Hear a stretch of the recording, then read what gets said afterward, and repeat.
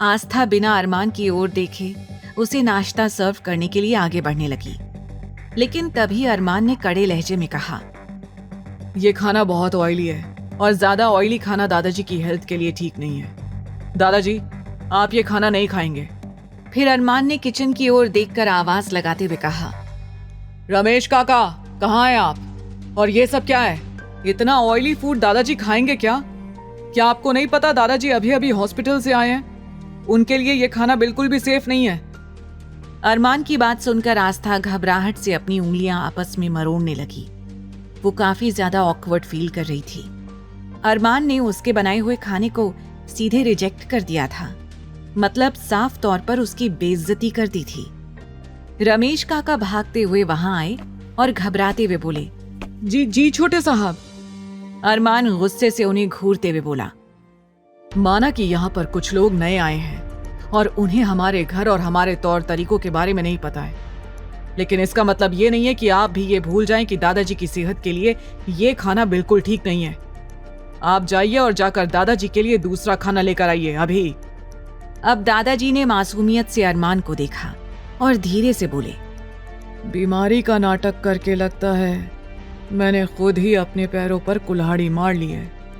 ये कहते हुए दादाजी ललचाई आंखों से सारा खाना स्कैन करने लगे। तभी आस्था ने पोहे की डिश जल्दी से दादाजी के सामने कर दी।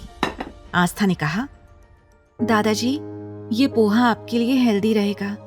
ये मैंने आपकी सेहत को ध्यान में रखते हुए बनाया है। आई होप आपको पसंद आएगा। आस्था ने पोहे के साथ कुछ फ्रूट्स और जूस भी दादाजी के सामने रख दिया।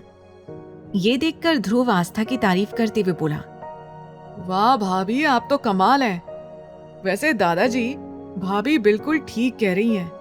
ये खाना, फ्रूट्स, ये आप ले सकते हैं और पोहा तो आपके लिए बिल्कुल परफेक्ट होगा। अब कोई प्रॉब्लम नहीं है।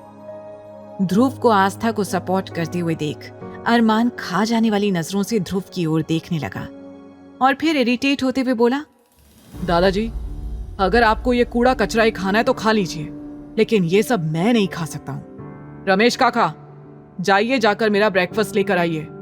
दादाजी हंसते हुए बोले, अच्छा ठीक है, तुझे ये सब नहीं खाना है तो मत खा, लेकिन खबरदार अगर तूने हमारी बहू के बनाए हुए खाने के बारे में कुछ भी गलत बोला तो मुझसे बुरा कोई नहीं होगा, समझा तू? दादाजी ने अरमान को डांट तो दिया, लेकिन अरमान की जहरीली बातें सुनकर आस्था मायूस हो गई। उसका मुरझाया चेहरा बाकियों को परेशान कर रहा था। चारों दोस्त एक दूसरे को देखकर आंखों से ही कुछ इशारे करने लगे।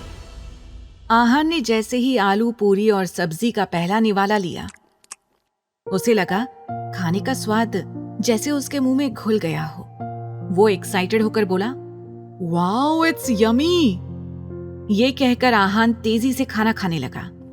बाकी सब भी मजे से खाना खाने लगे। फिलहाल अरमान गुस्से का घूंट पीकर रह गया और सोचने लगा, इस लड़की ने जरूर मेरे दादाजी और दोस्तों पर जादू किया है, तभी ये इस लड़की की मक्कारी को समझ नहीं पा रहे हैं। अरमान आस्था को घूरते हुए मन ही मन बोला, तुम चाहे कितना भी जाल बिछा लो, लेकिन अरमान सिंघानिया के आगे तुम्हारी किसी भी तरह की कोई साजिश नहीं चलेगी। अरमान गुस्से से आस्था को घूर रहा था, लेकिन आस्था ने एक बार भी नजर उठाकर अरमान की ओर नहीं देखा, क्योंकि अरमान की बातें अभी भी उसके कानों में गूंज रही थी। आस्था साइड में खड़ी सभी लोगों को बड़े ही ध्यान से देख रही थी। तभी दादाजी बोले, बेटा, तुम भी हमारे साथ नाश्ता करो। अचानक दादाजी की ये बात सुनकर आस्था हड़बड़ा गई। वो भला इस तरह से उन लोगों के साथ बैठकर नाश्ता कैसे कर सकती थी? लेकिन दादाजी के बोलने के बाद ध्रुव फौरन अपनी जगह से उठकर खड़ा हो गया और आस्था को अपनी जगह देते हुए बोला, भाभी, आप प्लीज यहाँ बैठकर नाश्ता करो। वैसे भी सच में हम तो आज से आपके बनाए हुए खाने के फैन हो गए हैं। इतना टेस्टी खाना हमने अपनी पूरी जिंदगी में कभी नहीं खाया है। ध्रुव एक बार फिर आस्था की तारीफ करने लगा। ध्रुव का तारीफ करना आस्था को काफी खुशी दे रहा था। वो ध्रुव से इमोशनली ज्यादा अटैच्ड थी, क्योंकि वो ध्रुव की ही तरह मेडिकल फील्ड में अपना नाम कमाना चाहती थी। ध्रुव ने अपनी चेयर पर आस्था को बिठा दिया और खुद उसे अपने हाथों से सर्व करने लगा। ये देखकर बाकी तीनों मुस्कुरा रहे थे।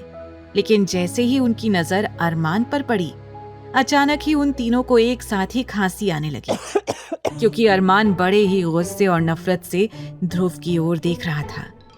आगे की कहानी जानने के लिए देखें अगला एपिसोड सिर्फ पॉकेट एफएम के YouTube चैनल पर, और तेरे इश्क में के सारे एपिसोड्स को सुनने के लिए डिस्क्रिप्शन में दी लिंक से डाउनलोड करें पॉकेट एफएम ऐप।